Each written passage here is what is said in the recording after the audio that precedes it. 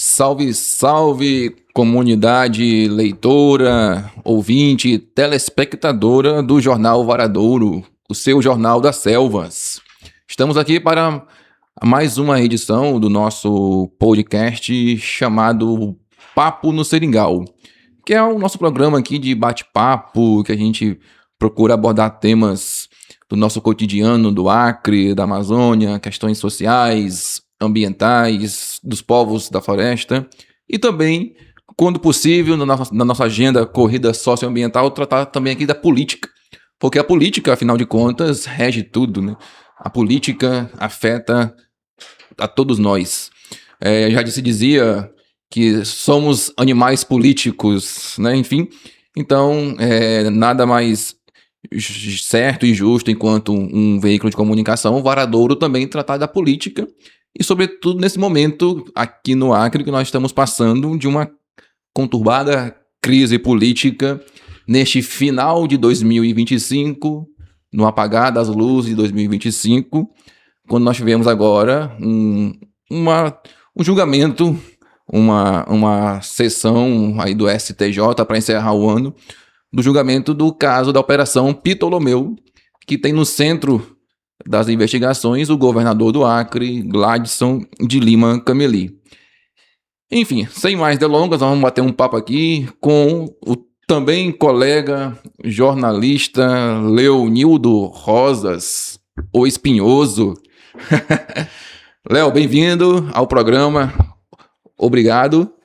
O Léo, para quem não sabe, o Léo, Nildo e eu fomos ali, né, Léo, em 2021, quando a Polícia Federal deflagrou a Operação Ptolomeu, em 16 de dezembro de 2021, completou-se 4 anos agora recentemente. Fomos os únicos jornalistas aqui do Acre que nos demos ao trabalho e à missão de nos debruçar ali sobre o inquérito da Polícia Federal, mais de 1000 páginas, né?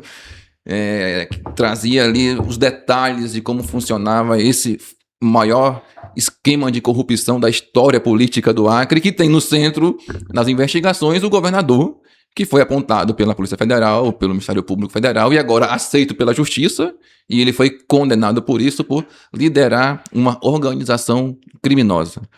Léo, e aí? Alô, galera do Seringal Oco do Mundo, a galera aqui do Papo de Seringal, nesse varadouro chamado Acre. Aqui na minha frente tem uma bela imagem do Rio Acre com a bandeira do Acre, que coisa mais linda. E eu aqui, Leonildo Rosas, que tenho como uma coluna chamada Poronga, vamos ver se a gente consegue aqui iluminar, clarear essa vertente, esse varadouro de coisas que não estão sendo bem explicada aqui no Acre. Como você disse, nós dois fomos os primeiros e os únicos que furamos aquela bolha, uma bolha que se constitui no nosso estado através, e eu vou falar com muita clareza, dos milhões de reais que são desembolsados pelo governo do estado do Acre para calar a imprensa. Nunca se gastou tanto dinheiro para calar a imprensa no Acre como o governo Gladson Cameli. Eu falo isso porque eu fui secretário de Estado. Nós tínhamos um orçamento de 10 milhões de reais. O do Gladson, só num contrato, é mais de 20 milhões de reais. Aí você fala que nós nos debruçamos sobre 1000 páginas. Aquelas 1000 páginas, amigo Fábio, hoje são 120.000 páginas de um processo que é uma das maiores vergonhas para a história do Acre. O nosso estado, que foi tornado estado em 62, que teve uma luta lá atrás para se tornar brasileiro, a gente nunca se deparou com um esquema de corrupção, tendo no centro e no comando de toda a organização criminosa o governador. O governador que se dizia rico e que não precisava roubar. Mas segundo o Ministério Público Federal e a Polícia Federal e agora a ministra do STJ, Nancy Andrighi, ele é efetivamente um chefe de organização criminosa que, pelo voto da ministra Nancy Andrighi, não deveria estar mais no posto de governador e deveria, em vez de estar no posto de governador, trancafiado na cadeia, porque ele foi condenado a 29 anos e 6 meses e 9 meses de prisão pelos crimes que cometeu contra o povo acreano. Léo, foram 4 anos de tramitação desse processo lá em Brasília, no Superior Tribunal de Justiça, tendo a ministra Nancy Andrighi, como você falou, como a relatora, e o governador desembolsando aí alguns milhões de reais para manter a sua milionária banca de advogados em Brasília, incluindo o doutor José Eduardo Cardoso, que foi ministro da presidente Dilma, foi o defensor da presidente Dilma durante o processo de impeachment e que agora está atuando na advocacia particular. Olha, Fábio, né? São 32 advogados de bancas caras. Eu não vou afirmar aqui, porque já tem o processo demais nas minhas costas. Mas as informações que eu tenho, que a forma de pagamento desses advogados não foi das mais republicanas. Não nasceu e não saiu apenas dos cofres milionários da família que se diz que é milionária. Eu faço aqui um reparo. Não são 4 anos de tramitação. Na verdade, um dia depois da operação, completou os 4 anos. Completou os 4 anos que foi deflagrada a operação. Mas que o governador do Acre foi tornado réu pelos crimes de peculato, lavagem de dinheiro, fraude à licitação, formação de organização criminosa, corrupção passiva e ativa, faz 1 ano e... Foi maio de 2024, né? Dia 15 de maio de 2024. No final de 2024, ele fugiu de todas as formas para não responder ao inquérito, para não sentar no banco dos réus para ser interrogado. Foi interrogado no início de novembro, dia 5 de novembro de 2024.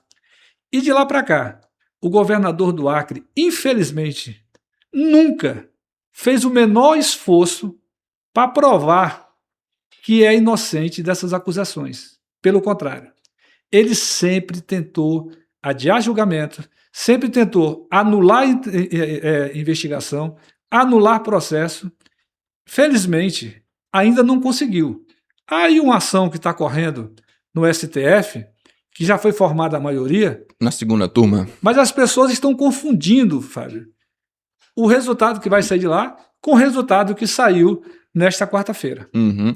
Vale destacar que o que a defesa está questionando seria a legalidade de algumas das provas que foram colhidas durante a investigação. No caso em especial, os chamados RIFs, né, que são os relatórios de inteligência financeira que foram elaborados pelo COAF, que é o Conselho de Controle de Atividade Financeira, que foi o COAF quem flagrou as movimentações atípicas do governador, inclusive pagamentos de 50 mil reais em espécie do cartão de crédito do governador, na boca do caixa do banco, enfim. Tudo isso aí vamos dizer assim, foi o pontapé das investigações da Ptolomeu que chegou até... Não. Aí que está fazendo confusão. Às vezes eu tenho vergonha de ser jornalista no Acre, porque o que eu tenho lido nas manchetes dos sites pagos com o nosso dinheiro dá vergonha da gente ser jornalismo. Porque os caras eles não querem, de forma alguma, informar. Querem desinformar. O teu raciocínio, como tu leste o inquérito, faz sentido. Mas só que aquele dali foi o passo adiante. Uhum. Foi o passo adiante. O que é que eles querem anular no STF? A origem das investigações. Como é que chegaram no Gladson de Lima Cameli, o Dancinha, como eu chamo? Começaram uma investigação na Prefeitura de Cruzeiro do Sul, numa operação chamada Dose de Valores. Por lá, encontraram num telefone a menção governador. A autoridade policial, como eles gostam de dizer, pediu que o COAF informasse as movimentações do governador, da esposa e das empresas do governador. Foi informada. Quando foi informada, quando a autoridade policial teve essas informações, ele parou ali. Ele pediu autorização para investigar o governador, que foi concedida. Ele, se for privilegiado de governador, só pelo Exatamente. STJ. Aí vem um detalhe. Tem essa dúvida. O ministro Edson Fachin, presidente hoje do STF, do Supremo, quando eles entraram com habeas corpus, o ministro deu um voto, mais um voto, muito consistente, negando as pretensões deles. Os habeas corpus, né? Habeas corpus. E aí, Ontem, no julgamento, na quarta-feira, no julgamento, a ministra Nancy Andrighi, que é a relatora, e o subprocurador Idemburgo Chateaubriand, eles garantiram, afirmaram, com muita clareza, que não tem nada dessas provas supostamente contaminadas dentro do processo que ensejou a provável condenação do governador, o pedido de condenação. Isso aí vai ter um embate jurídico muito grande. Então, às vezes, eu não vou falar nojo, porque nojo é algo muito forte, eu prefiro falar de vergonha, porque se não fosse nós dois, eu e você depois foi seguir no projeto do Varadouro, diga-se de passagem, é um projeto que está sendo bem sucedido, e eu fiquei sozinho nessa luta, não fôssemos nós, dificilmente a população de Rio Branco, a população do Acre, saberia o que esse cara fez, o que esse cara desviou de recurso público, e o pior, ele continuou o crime. Então, a gente vive hoje governado, tomara Deus que não por muito tempo, pelo cidadão que é chefe de organização criminosa. Você tinha esperanças que nós fôssemos encerrar 2025 ou de que algum dia chegaríamos a termos a leitura do voto da ministra Nancy Andrighi? Ou você também tinha aquela visão que todo mundo dizia, não, isso vai acabar em pizza, tem muito dinheiro, é muita influência em Brasília, enfim. Olha, eu sempre digo em muito dinheiro, não existe no Brasil ninguém mais rico do que o Joesley Batista. Da JBS. JBS. Não existia ninguém mais rico. Odebrecht? Marcelo Odebrecht também? Do que o Marcelo Odebrecht. Não existia ninguém mais rico no Brasil do que o... Agora esqueci o nome do cara, né? Mas vou já lembrar do cara. De onde? O marido daquela Luma de Oliveira, que era agora também me deu um branco no nome dele. Deu um branco, eu tava com o nome do cara na cabeça, mas vou lembrar o nome dele. E esses caras foram presos. Ike Batista, isso. Esses caras foram presos. Por que o Gladys Cambeli não pode ser preso?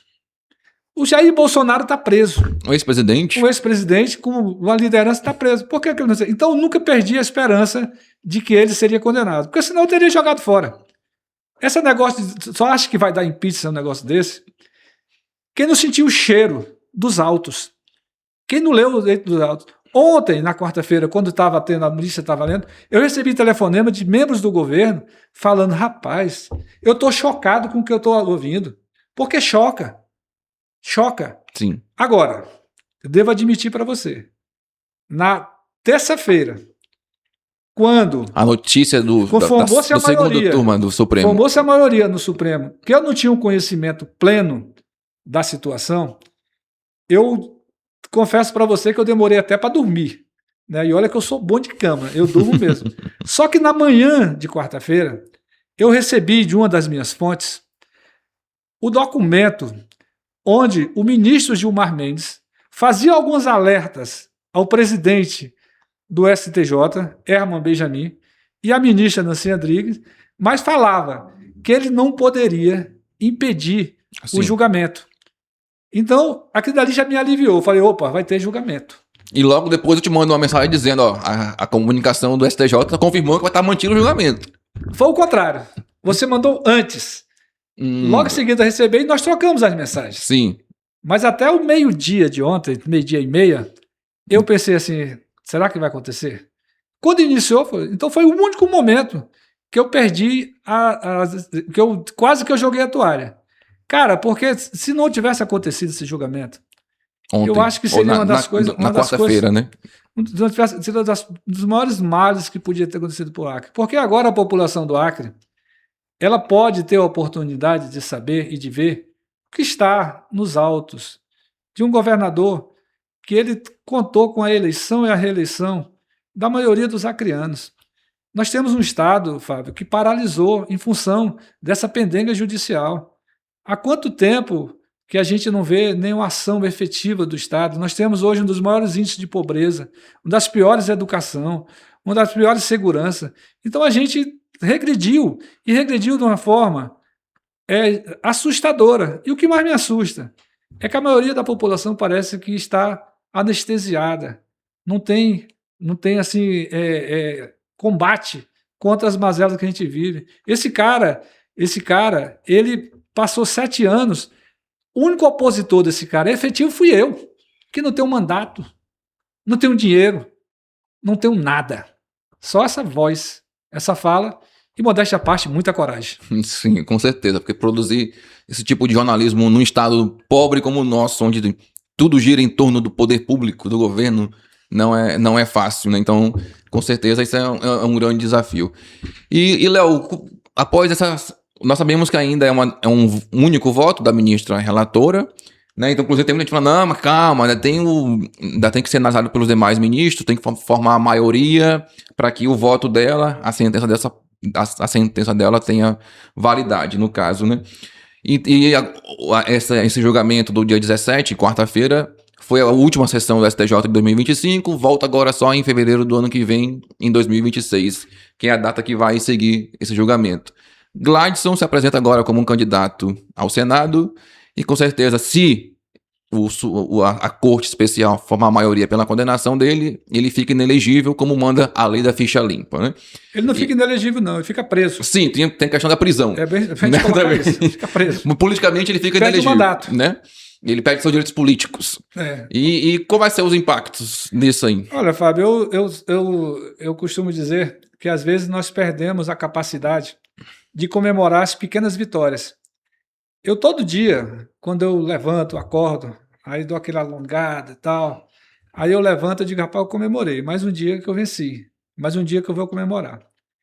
E o que eu vi, assim, de algumas pessoas, que para quem acompanha o voto da ministra, é uma grande vitória para o Acre. Para o Acre. É uma grande vitória.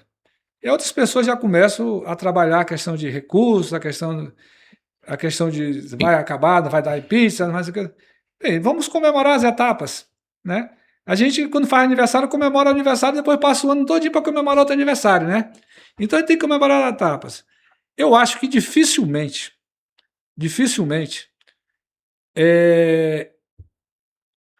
o STJ não acompanha o voto da ministra Nancy Andrighi. Porque é um voto muito robusto. É um voto com muitas provas. E até hoje, todos os recursos, todos, sem exceção, que o governador Gladson Cameli manejou dentro do STJ, ele perdeu por unanimidade. Sim.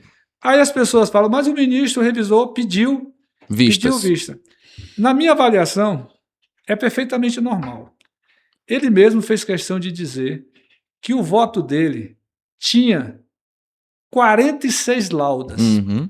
Era mais ou menos 19 horas, horário de Brasília, quando a ministra terminou a leitura do voto. Foram o quê? 6 horas de sessão? Foi mais ou menos isso. Começou às 14 de Brasília, né? Foi.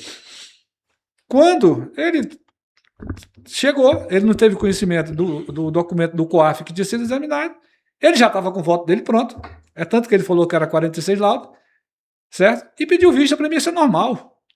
Agora você pega o STJ, está no olho do furacão, com várias denúncias de venda de sentença. Suspeitas de denúncias, né? Suspeitas de venda de sentença. Como é que os caras vão se queimar por um governadorzinho arrogante, prepotente e boçal e, como disse a ministra, ladrão do Acre? Só tem uma chance desse cara escapar e essa chance já foi.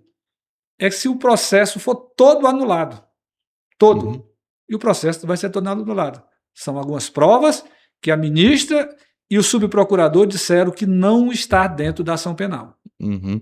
É o que eles chamam da teoria da maçã podre, né? De que uma prova que talvez tenha sido obtida de forma ilegal, no ponto de vista jurídico, anula todas as demais. Né? Isso é muito recorrente e usado por pessoas que estão sendo processadas por questões políticas, né? Por denúncias de corrupção, crimes eleitorais, enfim. Então isso é uma prática muito recorrente dentro do direito para quem acompanha essa política. Né? Fábio, quem tem honra, defende a honra.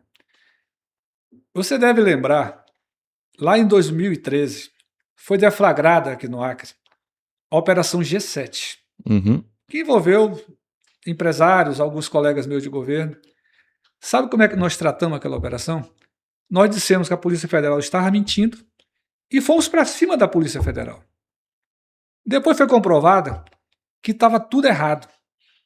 Até porque não existia corrupção dentro do governo. Foram 7 empresários que se juntaram para tentar enganar o governo. Sabe quem foi o único cara condenado até hoje naquela Operação G7? Eu. Porque eu, como secretário de comunicação, publiquei notas nos veículos de comunicação, questionando a Polícia Federal, brigando contra os investigadores, e aí o Sérgio Petecão, senador, e o então deputado Fernando Melo entraram com ação contra mim. Fui condenado a devolver R$87 mil. Como eu não tinha, a PGR me defendeu e a decisão foi revestida, né? Mudada. Mas eu fui o único condenado. Mas quando você tem honra, você enfrenta. O governador do Acre nunca atacou o mérito das investigações. Ele nunca falou assim, estão mentindo. Eu não sou corrupto. Eu não roubei dinheiro público. Os meus irmãos não roubaram dinheiro público. O meu pai não roubou dinheiro público. Não. Sempre disse assim, investigaram o meu filho de 6 anos, investigaram a minha mulher. Ora, quem colocou o filho dele e a mulher dele dentro do processo foi ele. No dia do julgamento, a ministra Nancy Andrighi até disse, ela estranhou uma criança de 6 anos ser dono de uma holding e querer comprar um apartamento de R$6 milhões. Só quem não quer ter a consciência é que não consegue entender a gravidade de uma situação dessa. É como qualquer um de nós pegar os nossos filhos, eu tenho os filhos maiores de idade, e colocar dentro do caminho da ilegalidade. Eu jamais faria isso. A maioria das pessoas jamais fariam isso. Então, cara, quem tem dignidade, quem tem honra, enfrenta o problema. Diga assim, prove que eu roubei. Prove que entrou recurso público. Tu lembra as faturas de cartão de crédito que esses caras pagavam? Faturas de cartão de crédito de 200 mil reais. 70 mil reais. 200 mil reais. Sim. Com dinheiro em espécie. Dinheiro em espécie. Os caras iam na boca do caixa. A ex-primeira-dama, que agora diz que quer ser candidata a vice-governadora, teve um cara só, num dia só, depositou 40 vezes R$2 mil na conta dela. De onde é que vinha esse dinheiro? É porque se você tem um dinheiro que é de origem lícita, você não tem porque você operar com ele em espécie. Exatamente. A estratégia de usar dinheiro em espécie é uma forma de você burlar ali o sistema financeiro, né? Para não deixar rastro, né? Eu acho que o nosso Estado ele precisa ser passado a limpo. A gente precisa acabar, né, com muitas coisas que estão acontecendo e a gente normalizar os absurdos, sabe? Eu sempre digo que o nosso Estado, ele não é um Estado, ele é um absurdistão. Os absurdos estão acontecendo aqui sobre as nossas barbas. Debaixo do nariz, como você diz. Debaixo do nariz. E a gente vai normalizando, vai levando as coisas, sabe? Empurrando com a barriga. E é tudo. É tudo. Não é só a questão do governador, sabe? A gente tem a questão dos absurdos que estão sendo cometidos na prefeitura de Rio Branco. Como é que a gente pode aceitar o normal, todo dia a população sendo colocada em risco? Andando em sucatas, né? Dando em sucata. A falta de água que o prefeito de Rio Branco ele conseguiu bater o recorde, deixar faltar água no inverno e deixar faltar água no verão. Isso nunca aconteceu. E ele disse que ele ia resolver o problema do abastecimento de água. Promete casas e mais casas, nunca cumpriu. A única casa que nós temos é do Papai Noel, né? E falando em casa, eu estava vendo, o governador nunca construiu uma casa, né? E agora tem um monte de casinha lá na frente do palácio. Pode ver, construiu um monte de casa. São as primeiras obras dele de casinha. É o Minha Casa Minha Vida dele. Tá ali, que vai embora. Rapaz, nós temos uma Assembleia que não debate os grandes temas. Tem uma Câmara de Vereadores que não debate os grandes temas. A gente perdeu a capacidade de se indignar, de passar no meio da rua, ver as pessoas passando fome. Morando na rua. Né, os zumbis que estão aí. Que sociedade é essa que nós estamos criando? Uma sociedade tão cheia de igrejas evangélicas, tão cheia de religiosos, que perderam também a capacidade de fazer aquilo que é pregado por Cristo. A caridade, a solidariedade. A solidariedade, a proteção dos mais humildes. Essa questão dos direitos humanos passou a ser coisa vista como de comunista, né? Essa pauta conservadora que está sobretudo nas igrejas evangélicas, que domina o Acre, né, abomina a pauta de direitos humanos, né? A gente fala de direitos humanos para humanos direitos, enfim, nós vivemos esse momento político no Acre. Né? Você tem um trabalho muito bonito, resgatou esse nome Varadouro, um trabalho muito bonito, que tem um compromisso muito grande com a questão ambiental. Questão ambiental. E o que a gente vê da população acreana, na semana que vem, vai completar, eu não digo aniversário, vai completar a data de morte do Chico Mendes. 22 de dezembro. 22 de dezembro, que ele foi barbaramente assassinado na Tocaia. Uhum. Cara, os acreanos, eles renegam aqueles que fizeram algo pelo Acre. Você pega, por exemplo, pega o Acre antes do Jorge Viana, cara. Pega o Acre. Nunca no Acre vai ter uma política como a Marina Silva. A mulher teve 22 milhões de votos. É valorizada e respeitada em qualquer lugar do mundo, mas aqui não é. Aí, resgatando isso, as pessoas falam que da tal da florestandia. Ora, bolas, todos nós moramos numa floresta. Nós moramos nas clareiras da floresta. Nós somos cercados pela floresta. Então, a cidadania, não é só, a florestania, não é só para quem mora dentro das florestas. Efetivamente. Nós que moramos na cidade, nós também merecemos e temos que ter a florestania. Nós só valemos alguma coisa para o mundo, só valemos alguma coisa para esse mundo, pela floresta que nós temos. Desmata, põe boi em todos os lugares que tem aí, para ver se a gente vai valer alguma coisa. O Acre não é nada sem a sua floresta. As nossas potencialidades nascem da floresta. A nossa economia incipiente, se nós olharmos, continua sendo o extrativismo um dos carros-chefes. Não é a pecuária. Porque a pecuária, primeiro, não gera emprego. Ela gera riqueza para meia dúzia de pessoas, mas não gera os empregos. A indústria, que indústria que nós temos? Temos um comércio que sobrevive às duras penas. Mas a nossa base tem que ser a floresta, a gente tem que defender a floresta, porque a gente só vale por ela. Mas tem gente que prega que a floresta, a tal da florestania que eles dizem, só gera pobreza. O que gera pobreza é político corrupto. O que gera pobreza é falta de políticas públicas voltadas para as classes menos favorecidas. Isso sim que gera pobreza. O que gera pobreza é você não fazer um combate efetivo ao crime organizado. Porque o que acontece no Acre hoje em dia, quem domina todos os territórios é o crime organizado. A polícia não entra. A polícia fez um pacto com o crime organizado. Então não entra. E o governo não combate. E, Léo, em meio a essa nossa tragédia social, política no Acre, onde está a oposição? A esquerda, o PT, que ficou tanto tempo no poder, essas forças políticas se perderam? O que está acontecendo? Que eles não conseguem reagir e responder a tudo isso? Vou procurar aqui no meu post. Eu vou procurar aqui no meu. Cara, eu tenho a seguinte teoria. Ó. Quando se perdeu a eleição, eu sempre acho que as apostas dos líderes foram as apostas em pessoas erradas. Os líderes da esquerda, você fala? Exatamente. Apostaram nas pessoas erradas, na formação de liderança.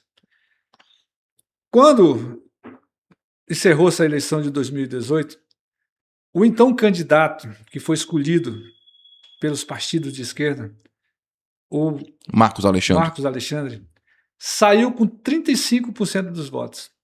Era voto pra caramba. Porque naquele momento, nós estávamos com um governo que estava com muita dificuldade. Foi quando a política nacional começou efetivamente a influenciar aqui, através dessa onda conservadora, em tese conservadora. Da extrema-direita. Da extrema-direita, que começou contra do país.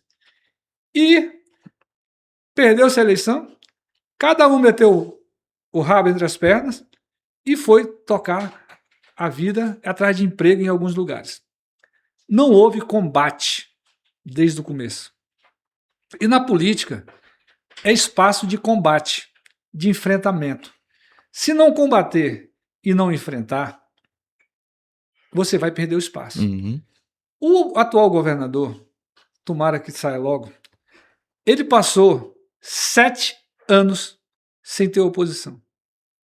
Com a imprensa comprada, com a oposição calada, aqueles que deveriam fazer a oposição, porque se eu saísse na eleição com 35% dos votos, no outro dia eu estava me credenciando como líder de uma oposição.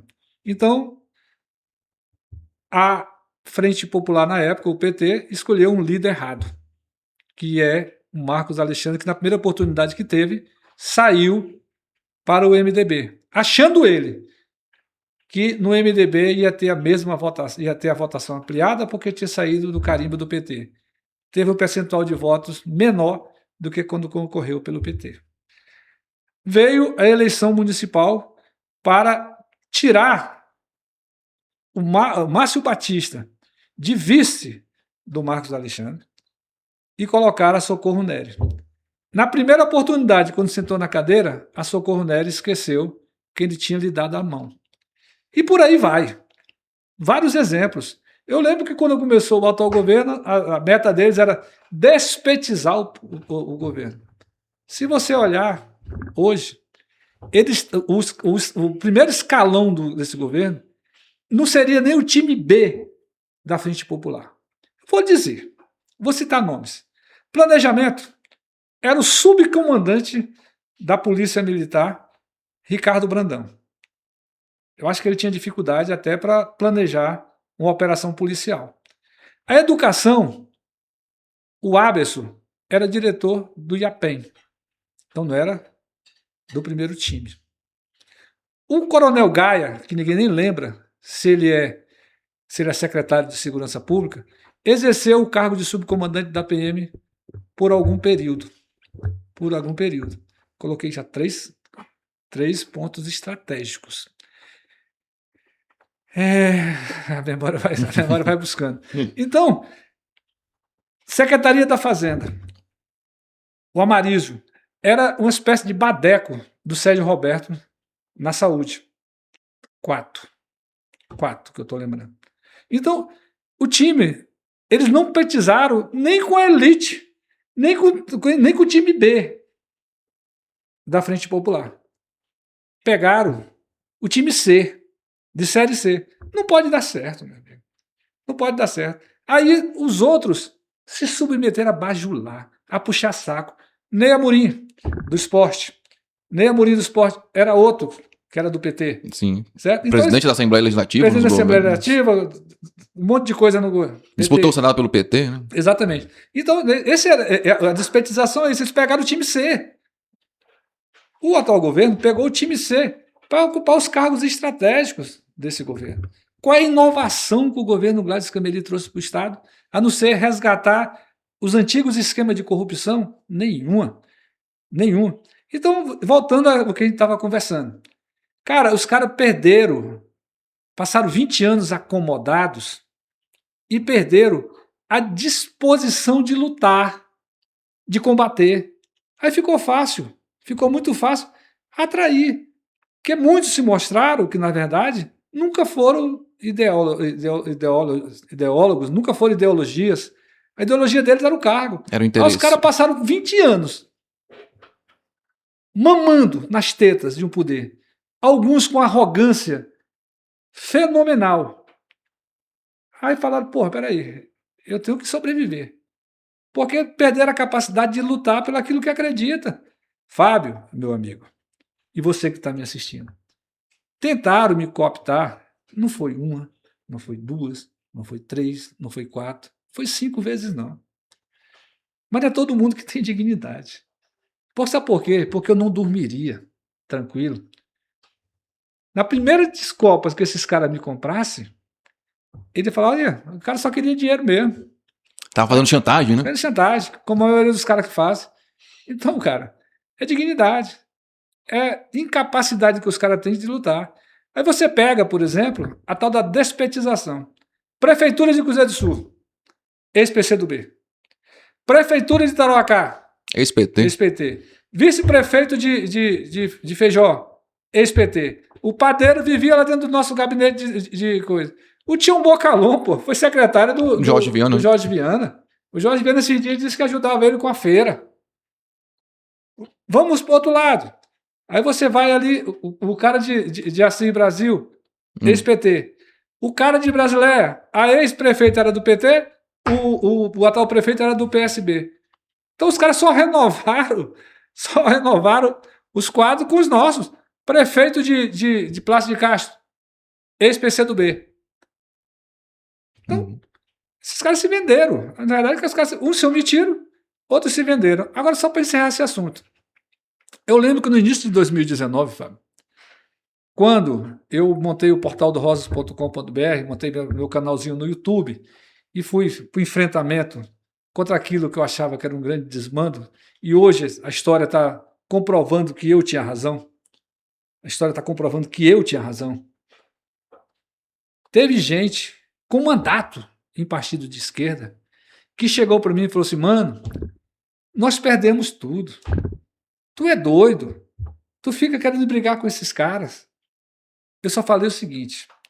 Eu falei, meu amigo, eu só sei fazer isso. Esse cara não vai dar certo. Esse cara é um mau caráter.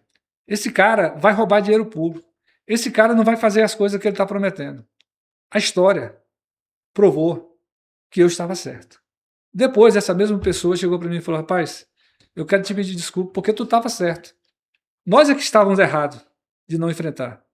Se você deixa a cobra entrar na tua casa e tu não dá uma cacetada, acaba venenosa, tu não dá uma cacetada na cabeça dela, daqui a pouco ela está dormindo na tua cama. E esse julgamento da Operação Ptolomeu, como é que ele vai impactar as eleições de 2026? Além de tirar Gladson de cena? Eu acho que ela já impactou desde o começo, porque estava todo mundo esperando a definição de ontem. Já tinha gente montando o governo da Maísa Assis, né? Agora, como ela assumindo, antes dele renunciar, já, a partir da decisão da ministra? Tudo que ela parece é ela, né?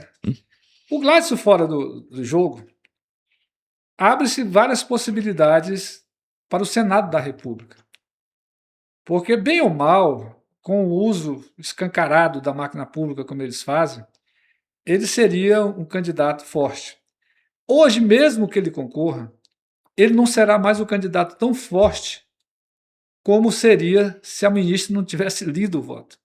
Você acha que isso impacta de alguma forma a imagem dele? Depende dos seus opositores.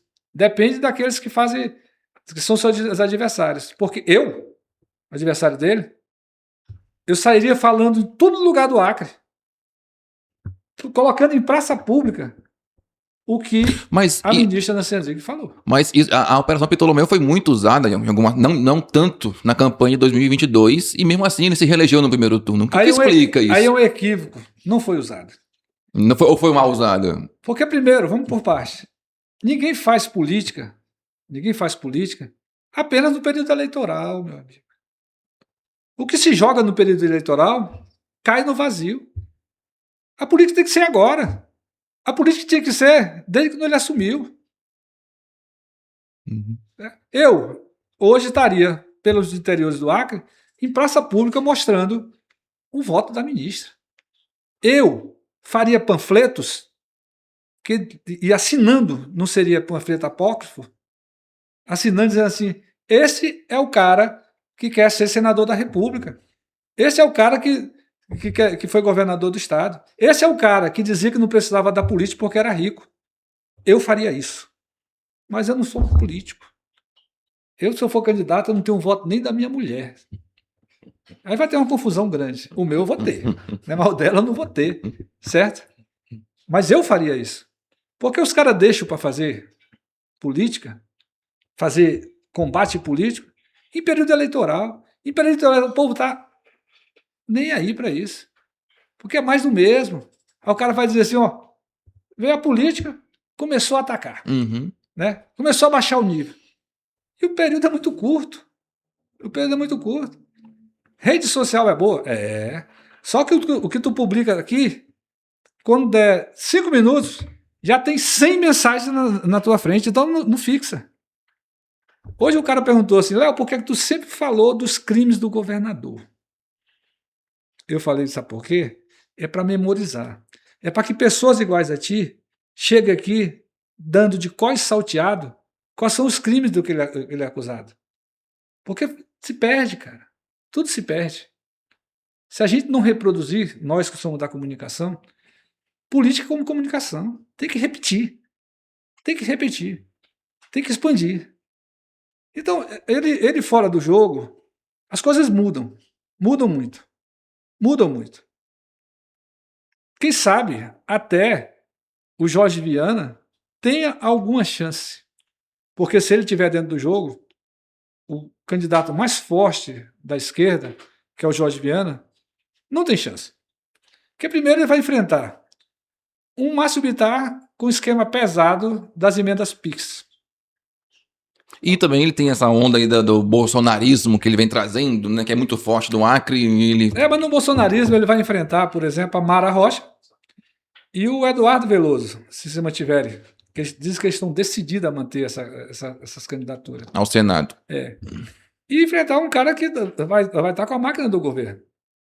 Enfrentar um senador petecão, que eu não dou o petecão como um cara morto na política. Porque num período da vida eu fui muito próximo ao petecão. Se tem alguma coisa que ele sabe fazer bem, é política. Não é à toa que o cara está há 32 anos com mandato. Então a gente tem que respeitar a história das pessoas. Então muda tudo. Muda tudo. Por exemplo, ele fora do jogo, a Maísa naturalmente vai ser candidata. Mas se ele está no jogo, provavelmente ela não será. Porque eles podem fazer uma chapa com o desastre que é o Bocalhau. Rifa a Maísa, que é o desastre que é o Bocalhau. Márcio Bittar e Gladys Cameli. É forte a chapa. Agora resta saber se ela, no comando do governo, vai se submeter a isso. Que ela vai ter a máquina na mão. É uma humilhação. Seria uma humilhação. Certo? Então, o problema hoje está na direita, não é na esquerda. A esquerda tem que se articular para tentar eleger, conseguir um mandato de deputado federal, um mandato de senador, para poder tentar sair. Respirando. Respirando. Senão, meu amigo. Hoje, eu acho que o único nome que restou na esquerda seria o Jorge Viana, né? Ali pro Senado. Mas quando você olha para o governo, não tem nenhum nome, hoje, aparentemente, que competitivo para enfrentar essa máquina. É reflexo daquilo que eu te falei lá atrás. Apostaram errado nas lideranças. O André Camay, por exemplo, um jovem vereador eleito aí, você acha que ele teria potencial para disputar um governo, pelo menos dar um susto ali, provocar um segundo turno, enfim, como é que essas forças de esquerda chegam? E também o partido que hoje está no comando do país, com o presidente Lula, enfim, como é que isso... O que eu acho, os caras são incapazes, Fábio, de capitalizar as obras que o governo do presidente Lula está fazendo no Acre. A nova maternidade, que tem até nome, porque aqui no Acre inverteram as coisas. O nome dos espaços públicos vem antes da construção dos espaços públicos. É maternidade, é viaduto. Isso aí é algo inédito, né? Primeiro vem o nome, depois vamos ver se a gente constrói as coisas.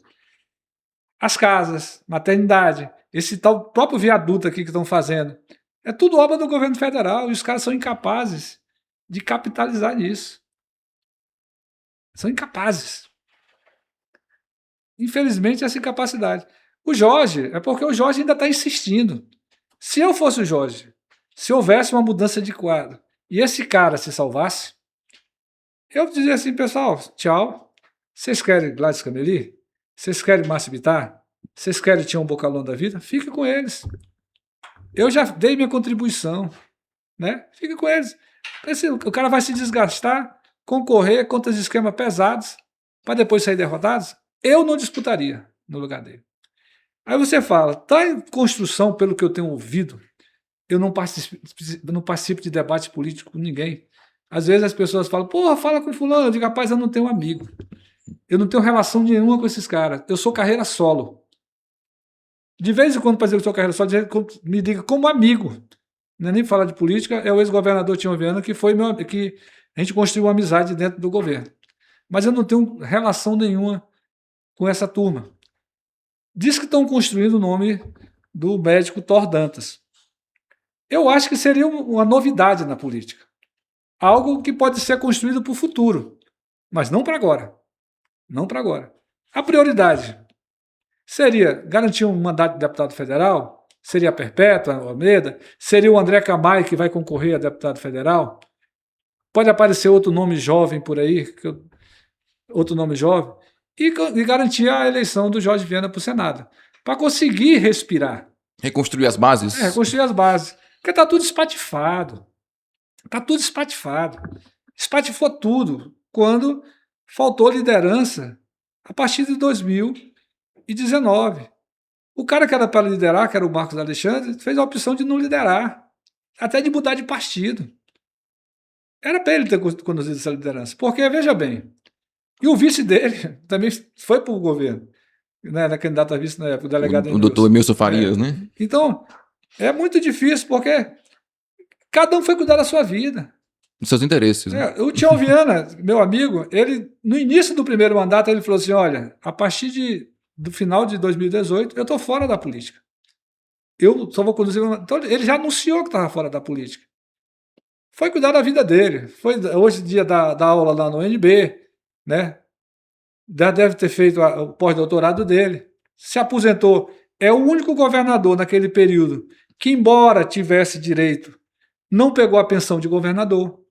Ele se aposentou como governador, como médico, não pegou a pensão. Então ele foi cuidar da vida dele, mas ele anunciou com 4 anos de antecedência. Agora essa turma, cara, era para ter ficado enfrentando. Aí nós tivemos 4 anos de descaso do governo Bolsonaro com o Acre. E quem que levantava a voz contra isso? Ninguém. Ninguém. Aí o cara, porque eu não tenho mandato? Meu amigo, mas tem rede social. Tem a voz, né? Tem a voz. Tu já pensou se eu, Fábio, tivesse me calado? São quantos views no Instagram? Né? Quase 500 mil, né? 600 mil. É muita coisa. Chega mais que a população. Chega a metade da população do Acre te assistindo aí. É muita coisa. E olha que eu não monetizo. Não impulsiona? Eu não sei nem usar direito, para ser bem sincero contigo. Né? Agora que a minha mulher, ela tá vendo assim, as coisas feias que eu publicava, aí ela vai lá no programa e faz umas artes legais, sabe? Uns filtros. Dá umas artes, ela faz umas artes legais. Agora que eu tô começando a usar. Porra, eu tenho o meu canal do YouTube, né? Que é pouco, porque de vez em quando eu paro de usar, mas eu tenho 1.660 e poucos inscritos, né? É muito pro Acre. Por exemplo, com um cara que trabalha só. Agora imagina se eu tivesse uma estrutura dessa aqui para fazer tudo isso, hein? E, Léo, para encerrar, como é que foi para você assistir ontem aquela sessão e assistir o voto da ministra Nancy Andrighi? O que isso representou para você nesses 4 anos aí de trabalho jornalístico pesado, enfrentando uma máquina pesada, sozinho, levando porradas? Acho que não sei se você já recebeu ameaças, intimidações, enfim, como é que foi para você esse trabalho? Bem, o meu sorriso na cara já diz tudo, né? Aí os caras disseram assim, rapaz, vamos assistir o jogo do Flamengo. Eu dizia assim, rapaz, eu nem flamenguista sou. E se eu for assistir é para torcer contra. Eu sou botafoguense. Jogo, eu assisto todo dia. Todo dia a gente assiste jogo. A gente vai passar um mês agora sem futebol, né? Mas tem um europeu que a gente assiste.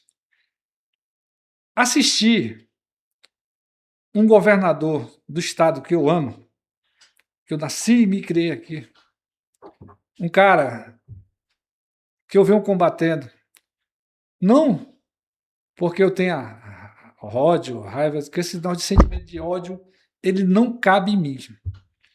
Porque você odiar uma coisa ou uma pessoa é como você tomar veneno e esperar que outra pessoa sofra as consequências. Mas para mim, Fábio, assim, que um dia anterior eu achava que não ia dar mais em nada, é como se fosse assim o coroamento de um trabalho solitário, que depois tu me abandonou, solitário e pouco solidário. É importante que diga esse trabalho solitário e pouco solidário, onde você abre mão de um monte de coisas, onde você é tratado em vários lugares como ranceniano, porque ninguém quer se aproximar de você, porque tem medo da força do poder público. Pessoas que evitam me cumprimentar ou tirar foto ao meu lado, e quando tiram, pedem para não publicar. Para mim foi o coroamento foi um presente de Natal antecipado. Quando a ministra Nancy Andrighi finalizou o voto dela, condenando esse cidadão a 25 anos e 9 meses de cadeia, a ter que pagar ao erário quase 13 milhões de reais e a perda imediata do cargo público, para mim é como se eu estivesse assistindo o jogo contra o PSG, e em vez de ser o Flamengo, fosse o Botafogo, que o Botafogo ganhou do PSG e o Flamengo não ganhou, fosse o Botafogo que fosse campeão intercontinental, foi mais ou menos essa sensação.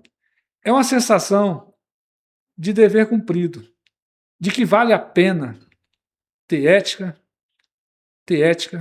ter coragem, não se submeter ao poder dos grandes, e a gente ter a certeza plena que sempre vale a pena estar do lado certo da história. Mesmo que a gente quebre a cara, que sofra tudo aquilo que eu e a minha família sofrem. Porque não é só eu. A minha mulher foi perseguida por esse governo. Então, até me emociono com isso. É que vale a pena. Mas vale mesmo estar do lado certo da história. Porque eu posso concordar com tudo na vida. Com tudo.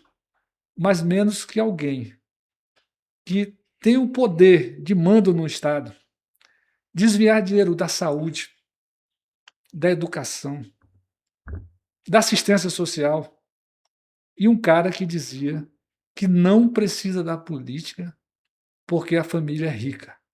E eu finalizo dizendo o seguinte: ele era tão rico que quando entrou na política, o patrimônio dele era de 106 mil reais. A última declaração dele para a Justiça Eleitoral, que tem muitas coisas por trás, foi de 5 milhões e 900 mil reais. Então a política fez muito bem para ele. Mas ele que não fez bem para a política. E eu não sei se essa condenação vai se confirmar. Mas o que eu mais queria era ouvir o voto da ministra. Porque o voto vai estar lá. O voto vai estar lá. O que vem no futuro é como eu imaginar que eu vou sair daqui, vou cruzar a rua, eu não sei o que vai acontecer. Eu desejo a você, meu amigo, um Feliz Natal, um ano novo, com as velhas lutas que nós temos, e que a gente consiga chegar com saúde, com firmeza, coerência e coragem no final de 2026. E com um Acre melhor, com as escolhas melhores da população. Considerando a sua ciumeira de botafoguense e eu flamenguista, vou te perdoar. Obrigado, Léo, por ter estado aqui com a gente nesse bate-papo.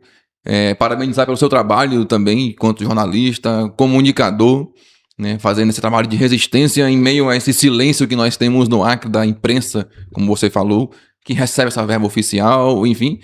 E vamos lá, continuar nessa resistência pelos nossos varadouros, você com a sua poronga, eu aqui nos varadouros, tentando trazer um pouco de luz, né, em meio a esse momento tão escuro que o Acre vem vivendo, e a gente vem tentando alumiar um pouco, né, colocar um pouco de luz, de uma poronga, de uma clareira nesse ambiente de trevas. Sempre que você precisar, eu trago a minha poronga para andar no seu valadouro. Fábio, muito obrigado. Também pela coragem, que não é todo mundo que tem coragem de me chamar para entrevistar, não. Tá? Muito obrigado. Valeu, Léo. Esse também foi o nosso último episódio de 2025 e vamos estar de volta aí em 2026 com mais programas, com mais papos no Seringal, trazendo mais convidados. Até mesmo o Léo aí, repetidas vezes. Ano que vem vai ser um ano certamente muito frenético. É um ano de eleições, uma eleição que vai ser muito acirrada, com certeza. Então, é preciso sempre manter um bom debate, a democracia, enfim, e fortalecer sempre essa comunicação alternativa de resistência. É isso, pessoal. Muito obrigado por vocês que nos acompanharam até aqui, que nos leem, nos apoiem. Sempre vão nos acompanhando aí, acessando ovaradouro.com.br, as nossas redes sociais. Você que nos apoia de alguma forma, direta ou indireta, porque produzir esse tipo de jornalismo num estado como o Acre não é fácil, porque nós estamos sempre, todos os dias, enfrentando uma máquina muito poderosa. Mas nós estamos aqui em nome de uma causa, em nome daquilo que nós acreditamos. É isso, muito obrigado. Até 2026 com novos varadouros e novos papos no Seringal. Até mais.